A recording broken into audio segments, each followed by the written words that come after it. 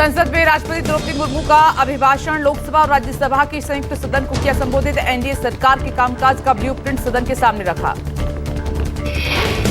राष्ट्रपति ने अगले 5 सालों के लिए नई सरकार की रोड मैप की रूपरेखा पेश करते हुए कहा कि लोगों ने लगातार तीसरी बार स्थिर सरकार चुनी। जम्मू कश्मीर में दिखा बदलाव।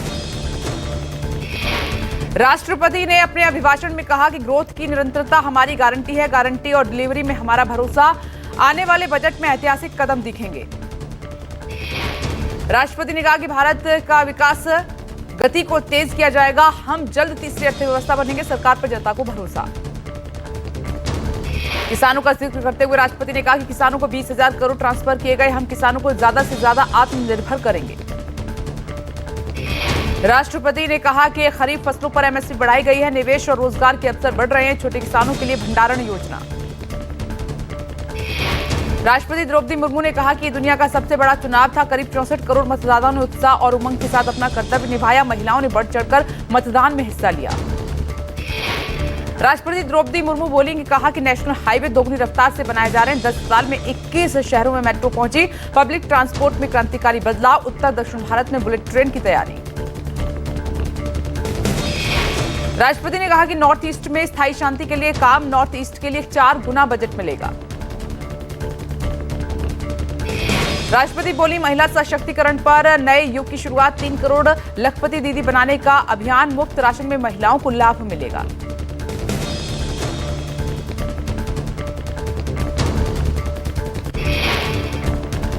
राष्ट्रपति द्रौपदी मुर्मू ने कहा कि महिलाओं को ड्रोन पायलट बनाने की ट्रेनिंग। 25 करोड़ लोग गरीबी से बाहर निकले। सरकारी योजनाओं का लाभ लोगों तक पहुंचा। राष्ट्रपति द्रौपदी मुर्मू ने संसद के दोनों सदनों के संयुक्त सत्र को संबोधित करने से पहले सभी नवनिर्वाचित सांसदों को बधाई दी। सफल चुनाव कराने के लिए चुनाव आयोग का आभार जताया। राष्ट्रपति ने कहा इमरजेंसी संविधान पर सबसे बड़ा हमला। 1975 में पूरे देश में हाहाकार मच गया था। लोकतंत्र में दरार डालने की कोशिश हुई। संसद भवन पहुंची राष्ट्रपति द्रौपदी मुर्मू। पीएम मोदी ने किया स्वागत। संसद भवन पहुंचने पर राष्ट्रपति को दिया गया गार्ड ऑफ ऑनर। संसद भवन में पहुंचा राष्ट्रपति का काफिला। संसद भवन पहुंचने पर राष्ट्रपति का उपराष्ट्रपति जगदीप धनखड़, पीएम मोदी, संसदीय कार्य मंत्री किरण रिजिजू ने स्वागत किया। लोकसभा और राज्यसभा के पीठासीन अधिकारी संसद भवन के गजद्वार पर प्रेसिडेंट मुर्मू का उन्होंने स्वागत किया। पारंपरिक राजदंड सेंगोल की अगुवाई में निचले सदन के कक्ष तक ले जाया गया।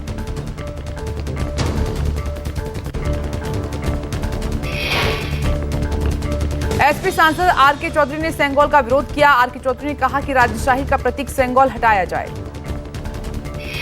राष्ट्रपति के अभिभाषण का आपने बहिष्कार किया। इस दौरान केजरीवाल की गिरफ्तारी का आपने विरोध किया। संजय सिंह ने कहा कि आप सभी जानते हैं कि हमारे साथ क्या हो रहा है। आज से शुरू होगा राज्यसभा का 264वां सत्र। सदन में हंगामे के आसार। कई मुद्दों को लेकर सरकार को घेरने की तैयारी में विपक्ष। नेता प्रतिपक्ष बनने के बाद राहुल गांधी का पहला संदेश वीडियो के जरिए कहा कि मुझ पर अधिकारों की लड़ाई लड़ने की जिम्मेदारी मैं आपका हूं। आपकी आवाज संसद में उठाऊंगा। राहुल गांधी ने वीडियो संदेश के जरिए कहा कि हमारा संविधान गरीबों, वंचितों, अल्पसंख्यकों, किसानों, मजदूरों का सबसे बड़ा हथियार है। हम उस पर किए गए हर हमले का पूरी ताकत से जवाब देकर उसकी रक्षा करेंगे। राहुल गांधी ने संदेश में आगे कहा कि देश की जनता, कांग्रेस के कार्यकर्ताओं और इंडिया के सहयोगियों का मुझ पर भरोसा जताया है। मैं उनकी उम्मीदों पर खरा उतरने की कोशिश करूंगा। केजरीवाल की गिरफ्तारी पर पंजाब के मुख्यमंत्री भगवंत मान का बड़ा बयान। एक्स अकाउंट पर ट्वीट कर केजरीवाल ने लिखा कि ये तस्वीर तानाशाही के खिलाफ संघर्ष की है। केजरीवाल झुकेगा नहीं, जितना मर्जी अत्याचार कर लो।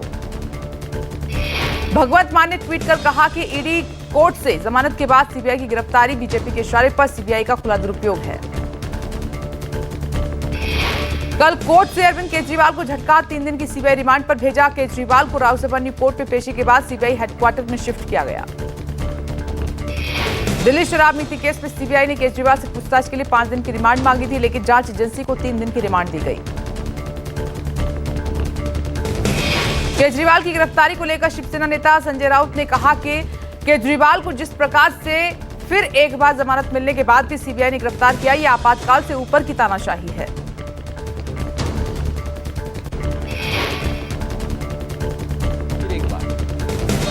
जमानत मिलने के बाद भी सीबीआई ने अरेस्ट किया। ये तो इमरजेंसी से ऊपर तानाशाही हो गई और हम सब लोग संसद में इस बारे में सवाल पूछेंगे।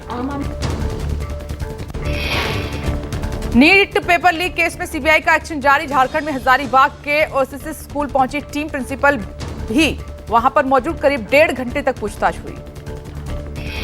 जांच एजेंसी हजारीबाग के एसबीआई बैंक में जाकर लॉकर की भी जांच की। टीम को कुरियर कंपनी के दफ्तर पर ताला मिला। वहीं प्रिंसिपल को साथ लेकर रांची रवाना हो गई टीम। सीबीआई सूत्रों की माने तो एक संदिग्ध की पूछताछ के बाद गिरफ्तारी हो सकती है। जानकारी के मुताबिक 3 संदिग्धों के इर्द गिर्द सीबीआई की जांच घूम रही है। पटना की विशेष सीबीआई अदालत ने नीट पेपर लीक मामले के आरोपी बलदेव कुमार उर्फ चिंटू और मुकेश कुमार को 3 दिन के सीबीआई रिमांड पर भेजा। बिहार पुलिस की जांच के मुताबिक चिंटू को मोबाइल पर क्वेश्चन पेपर मिले थे। चिंटू के कहने पर उसके साथी पिंटू ने क्वेश्चन पेपर की फोटोकॉपी कराकर 20 से 25 स्टूडेंट्स को रटने के लिए दी थी। वहीं कोलकाता में नीट यूजी एग्जाम में मेरिट लिस्ट में पैसों के बदले किसी कैंडिडेट का नाम जोड़ने का मामला सामने आया है। आरोपी ने स्टूडेंट के पेरेंट्स से 5 से 12 लाख रुपए तक की रकम वसूली। पुलिस मामला सामने आने पर एक्शन में दिखाई दी और पुलिस ने आरोपियों को गिरफ्तार कर लिया है और पूछताछ जारी है। नीट पेपर लीक केस में सीबीआई ने गोधरा पुलिस की ओर से दिए गए दस्तावेजों के निरीक्षण के बाद स्थल निरीक्षण किया। सीबीआई की टीम ने कई दस्तावेज को जब्त किया है। सीबीआई के 5 अधिकारी 2 अलग अलग टीम में बंटकर निरीक्षण वो कर रहे हैं। नीट परीक्षा केंद्रों का जाकर सीबीआई ने प्राथमिक जानकारी हासिल की है। नीट पेपर लीक को लेकर कांग्रेस का बड़ा दावा। कहा कि ओपी राजभर के विधायक पूरे प्रकरण में शामिल हैं। कांग्रेस ने एक्स पर लिखा कि पीएम की पार्टी का सहयोगी विधायक नीट पेपर लीक का सरगना है। यूपी के इस विधायक का नाम बेदी राम है और इसका धंधा है देश भर में पेपर लीक करवाना और उससे पैसे बनाना। बेदी राम बीजेपी का चहेता और उनका बेहद करीबी है। नीट परीक्षा में धांधली और अग्निवीर योजना के खिलाफ आज भारतीय युवा कांग्रेस करेगी प्रदर्शन। संसद का भी घेराव होगा। सैम पित्रोदा को फिर बनाया गया ओवरसीज कांग्रेस का अध्यक्ष। 50 दिन पहले पद से दिया इस्तीफा। विरासत टैक्स के बयान पर हुआ था विवाद। पित्रोदा की वापसी पर बोली बीजेपी। कहा वाह कांग्रेस का नया golden return. Sam Pitroda Congress की कलाबाजी चुनाव के समय हटाओ बाद में वापस लाओ। पित्रोदा की वापसी पर बोले उदित राज। कहा कि सैम पित्रोदा ने बात तो सही कही थी लेकिन समय गलत था। बीजेपी अमेरिकी व्यवस्था के पक्ष में है लेकिन उसकी कर नीति का विरोध क्यों। आज वाल्मीकि नगर के दौरे पर बिहार के सीएम नीतीश कुमार यहां बने अंतर्राष्ट्रीय कन्वेंशन सेंटर का करेंगे लोकार्पण। इस दौरान गंडक बराज का निरीक्षण भी करेंगे। बिहार में सरकारी स्कूलों के संचालन का समय बदला। अब सुबह 9 बजे से शाम 4:30 बजे तक प्रदेश में सभी चलेंगे। ये नियम 1 जुलाई से लागू होगा। बीजेपी के वरिष्ठ नेता लालकृष्ण आडवाणी की हालत स्थिर। कल तबीयत खराब होने के बाद दिल्ली के एम्स अस्पताल में कराया गया था भर्ती। बढ़ती उम्र से जुड़ी दिक्कतों की वजह से किया गया था एडमिट।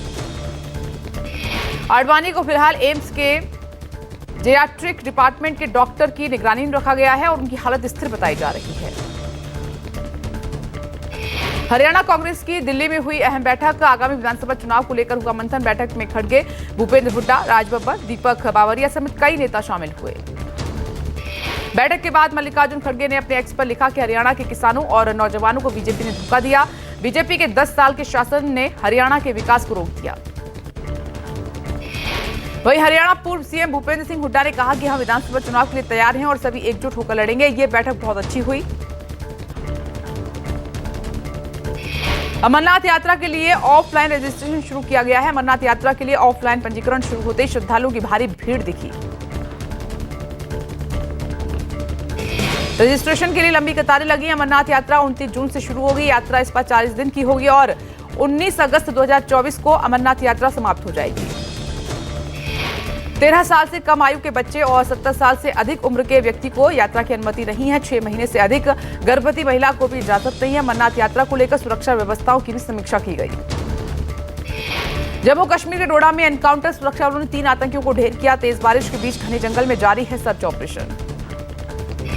वहीं सुरक्षा बलों को भारी मात्रा में मारे गए आतंकियों से हथियार और गोला बारूद बरामद किया गया है। गोलीबारी के दौरान एक पुलिसकर्मी भी घायल हुआ। जवान को इलाज के लिए अस्पताल में ले जाया गया। ये इलाका घने जंगल और पहाड़ से घिरा हुआ है। दिल्ली, नोएडा समेत पूरे एनसीआर में सुबह सुबह झमाझम बारिश। मौसम हुआ कूल। लोगों को मिली गर्मी से राहत। बारिश से दिल्ली, नोएडा, गाजियाबाद, फरीदाबाद समेत एनसीआर का पारा लुढ़का। सुबह सुबह बारिश होने से मौसम हुआ सुहाना। बारिश के कारण कुछ जगहों पर जलभराव, लोगों को आवाजाही में हो रही है परेशानी। आज सुबह से यूपी के कई इलाकों में झमाझम बारिश। नोएडा, गाजियाबाद के कई हिस्सों में बारिश, पारा लुढ़का, मौसम हुआ सुहावना।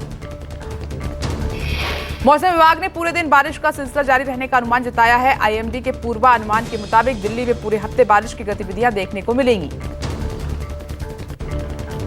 28 और 29 जून को मध्यम, जबकि 30 जून को भारी बारिश होने की संभावना। 1 और 2 जून को गरज के साथ हो सकती है बारिश। नेपाल में मानसून की शुरुआत, विभिन्न हिस्सों में भूस्खलन, बाढ़ और बिजली गिरने की घटनाएं, कम से कम 14 लोगों की मौत।